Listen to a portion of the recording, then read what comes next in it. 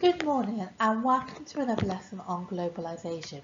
I'm going to hopefully talk you through some of the things on the PowerPoint to help you with your understanding. So we're going to start to apply sociological theories to digital forms of communication. And for today's lesson, we're going to be looking at outlining and evaluating the Marxist view on digital communication.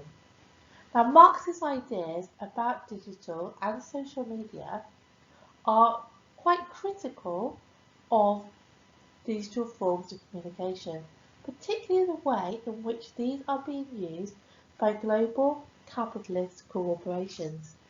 Basically, the ruling class and how digital communications are used to oppress the lower classes. Marxists believe that social media platforms can reach out to many more people than conventional media. But they do point out that digital communication is not new. It's simply a different version of other forms of communication. However, because it can reach so many in such a short space of time, it has more power.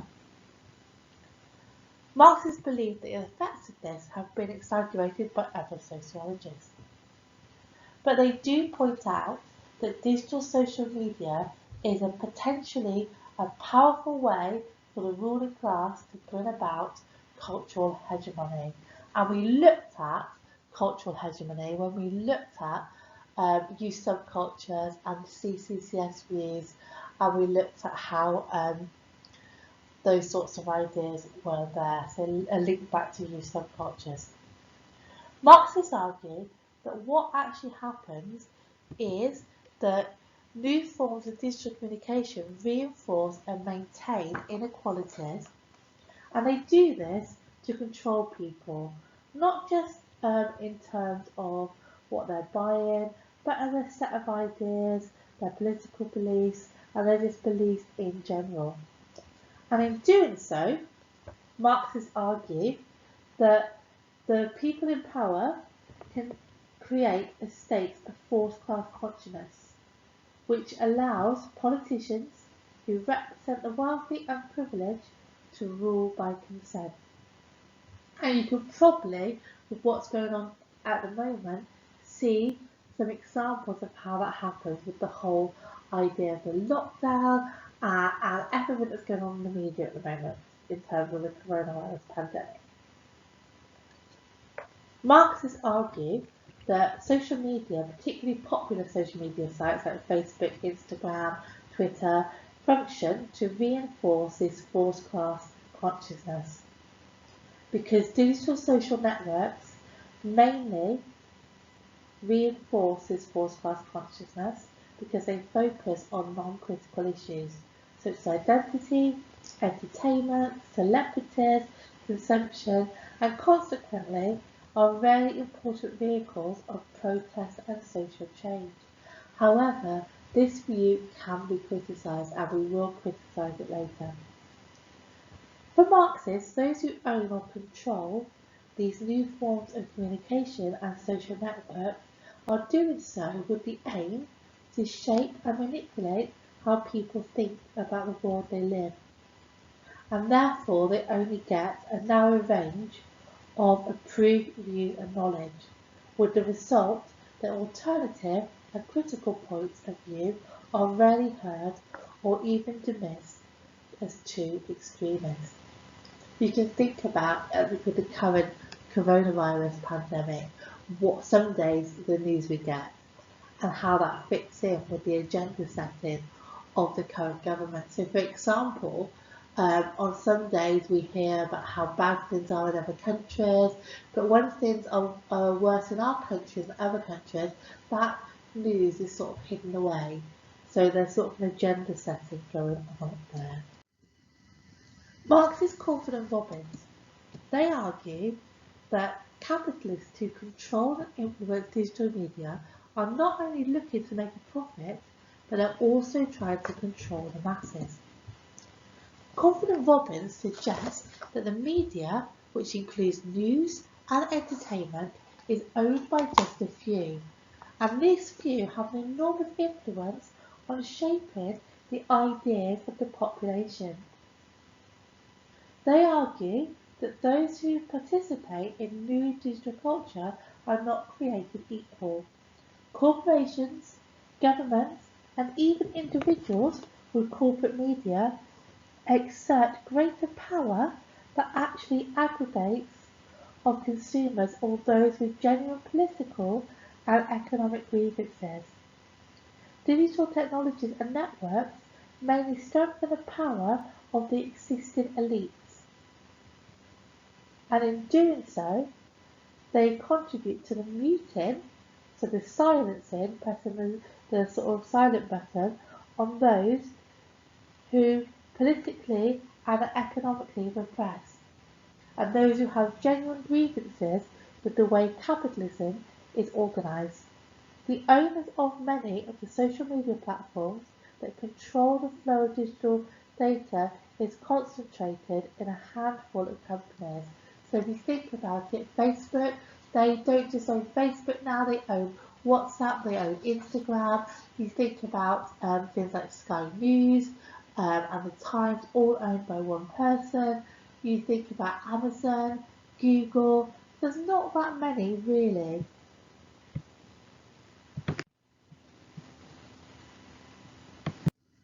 So, case study for you here. This is quite an important one, and there'll be more information on this in the notes that I've uploaded for you. So, Rupert Murdoch, big media tycoon. Okay, he owns about a fifth of the UK news consumption. He owns The Sun on Sunday, which used to be the news of the world, which had a mass readership until it collapsed. He also owns Sky. That includes Sky News, The Times, The Sunday Times, and he was involved in a scandal around phone hacking a few years ago. Okay, have a read of this, okay, which was talking about a merger, so where he was trying to get more control over more media and how they were concerned about that. Okay, how does this article support the Marxist view that ownership of the media reflects capitalist ideology? Remember, capitalist ideology is about protecting the needs of the ruling class, okay, and about trying to make as much money and as much impact on others. Why do you think it's a problem for the media to be controlled by so few people? Think about agenda setting, thinking about fairness, thinking about democracy, freedom of speech, and what implications does this have for digital media?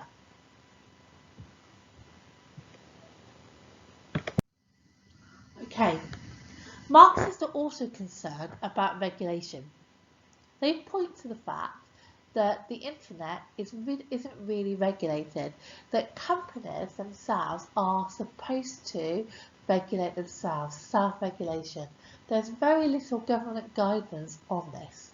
So for example, Facebook has to police itself, it has to decide itself on what's allowed, what's not allowed. And there's a big scandal a couple of years ago with the Cambridge Analytica scandal where Facebook were accused of sort of unfairly influencing an election and also collecting data on different people. There's also issues with YouTube on what it allows and what it doesn't allow.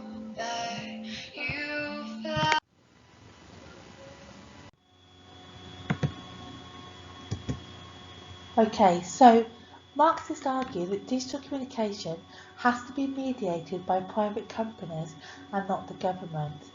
The government has not brought in much in terms of laws and guidance on how these companies need to regulate. So that it's based on self-regulation. So for example, Facebook gets to police itself, it gets to regulate itself, and obviously there were issues with that. It came up a couple of years ago with the Cambridge Analytica scandal, and there's been allegations that social media have played a big part in influencing elections, the general election, the presidential election, and just the other day there was a big outrage in the media that social media giant Twitter apparently sort of silenced, muted President Trump and added something to one of his posts. So there's lots of issues there. So if you think about the big companies like Google, Amazon, YouTube, Facebook, which owns WhatsApp and Instagram, all having to self-regulate with little regulation, it's obviously this is quite alarming. There are very few laws governing digital media, leading to growing social and moral concerns over its safety. There are some things in place, so restrictions. So, for example, you shouldn't really set up a social media account until you're 13. However, do social media platforms like TikTok and Facebook actually ask for identification when you're setting up your account? So can you just put a different date of birth, and therefore you have children as young as 8 using Facebook, using TikTok, and this obviously is concerning. Maybe the as Marxists are right, and the social media companies need to add more stringent controls on this. So concerns, obviously concerns with grooming, concerns with the content people get to see, and that sort of thing. So laws relating to the use of digital communication. There have been a few rules introduced just recently, actually, in the last sort of 2 years. There's a law now that you are not allowed to send electronically any image of someone under 18 showing parts of their body, so nudity, etc., so sexting, etc., is not allowed. It's not allowed to send, it's not allowed to be shared, it's not allowed to be received. That is against the law. Also, just recently, there's been a law against upskirting. So the government has brought in some. A lot of the policing, though, of these laws are based on quite old laws. So, for example, a lot of the rules around the digital communication is based on the 2003 Sexual Offences Act. This includes the offence of sexual grooming, but action can only be taken by authorities where it can be proved an adult intended to meet a child. Okay, increasingly then, online abusers have no intention of meeting the child physically. They may, for example, persuade a child to perform sexual acts on a webcam. Okay, so when you get a chance, have a look.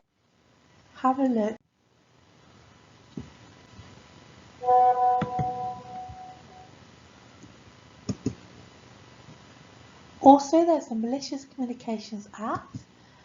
This makes it an offence to send communication with the intention of causing distress or anxiety, but the intent to cause distress or anxiety can be difficult to prove because online groomers do the opposite to this, okay? They may find out a child's interest from their online profile and use it to send messages aiming to build a rapport with the child they've targeted. Have a read of this online, please. Okay, and then there's the Communications Act, Section 127. Section 127 makes it an offence to send an electronic message that is grossly offensive or of an indecent, obscene or menacing character. Okay, so have a little read of that too. Okay, so Marx's concern regarding control and surveillance. Marxists argue that the internet and digital forms of communication are another method of monitoring people in the interest of the wealthy. Can you think of any examples of surveillance online? Hopefully from the video you watched last lesson, Hunted, you will have seen how the government uses things like CCTV, can access your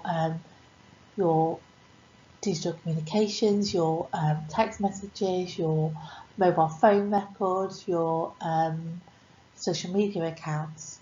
Also, when you go online, you might see that you've looked at something and then the next day in your social media, the adverts for the project you just looked at come up. There is little economic incentive for providing protection for vulnerable groups like children online.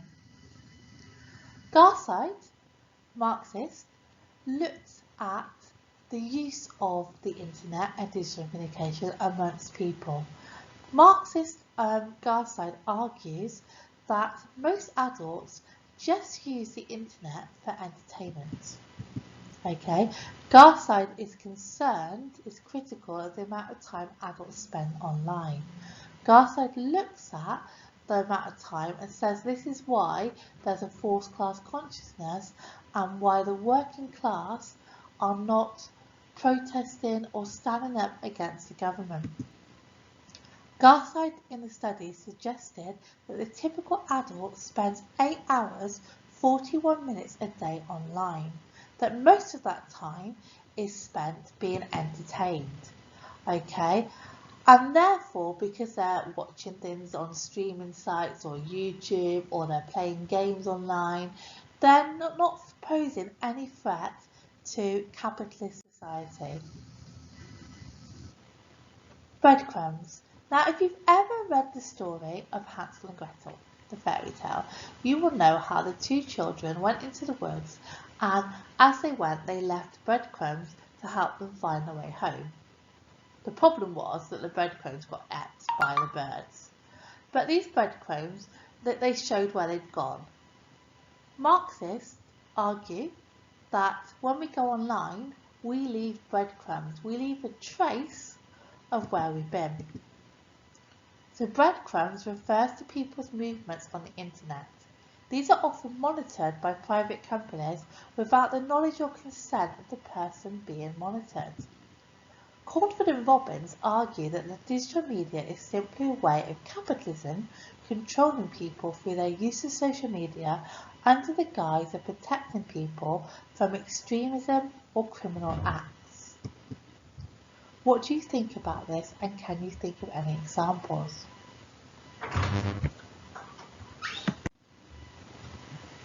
Okay, so for example,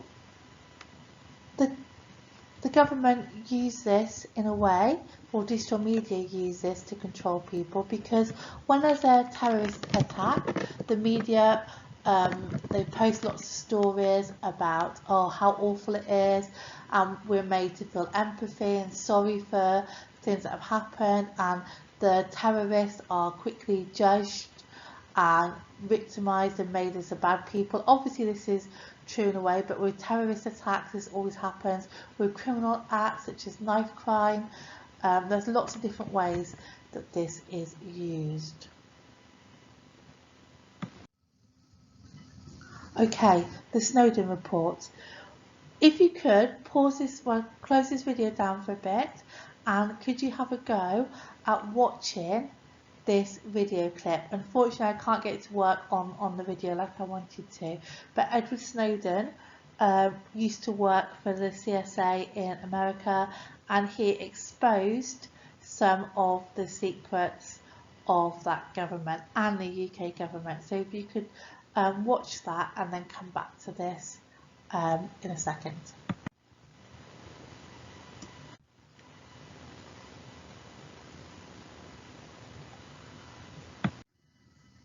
Okay, so hopefully from that you've seen quite a bit about what Snowden did and why he's now in exile. A couple of questions to think about. What did Snowden's report show was happening?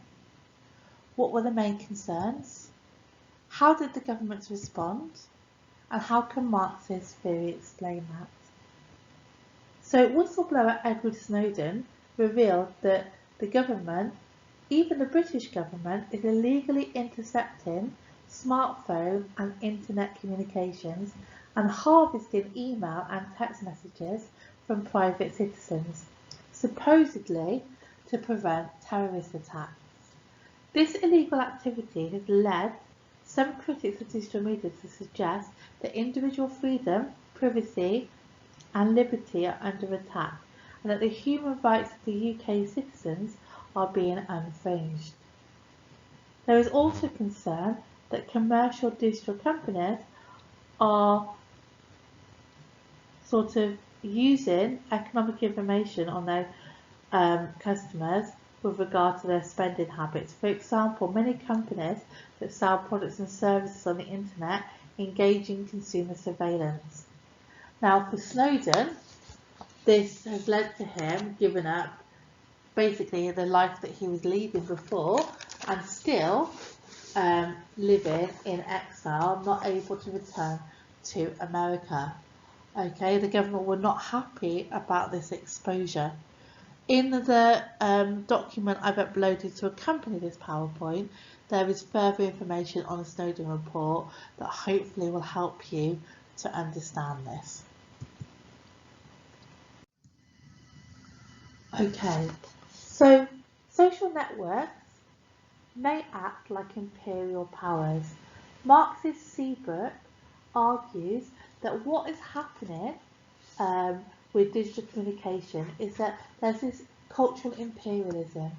If you look at the information sheet, it explains this in a bit more detail, but cultural imperialism, the idea that Western capitalist ideologies are being spread and made to seem like the most normal, the most dominant, and in a way that's creating a sort of cultural homogeneity, this sort of sameness, and that most of what's on the internet is in English. It's promoting Western ideas, it's promoting capitalism, and this is given those big conglomerates, those big transnational corporations, more power. We explored that a little bit when you looked at George Ritzer and his ideas on McDonaldization. Marxists argue that the powerful control of digital communication and social media have undermined the concept of the idea of participatory digital culture, that we're all participants in it. They argue that friendship and connectedness have become commodified. Social media activity is not as voluntary as people believe it is. There are algorithms that shepherd people towards making online choices that benefit capitalist agencies such as advertisers. Social media content may therefore simply reflect capitalist ideology. The way social media giants make their money is through advertising. And there has been little attempt by digital companies and social media platforms to protect the poor and powerless online. For example, in 2017, a BBC investigation found that paedophiles were using secret groups on Facebook to post and swap sexually suggestive images of children. According to the BBC, Facebook has done very little to stop this. The government has put very little legislation into place to regulate how digital communication companies and social media platforms use personal information.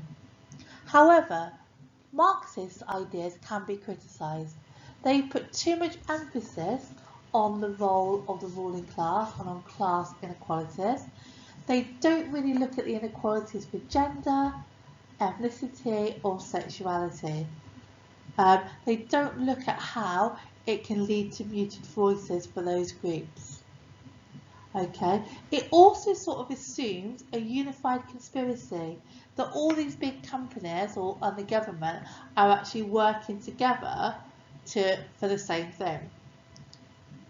However, the capitalist owners of digital forms of communication are not united because their companies are involved in competition.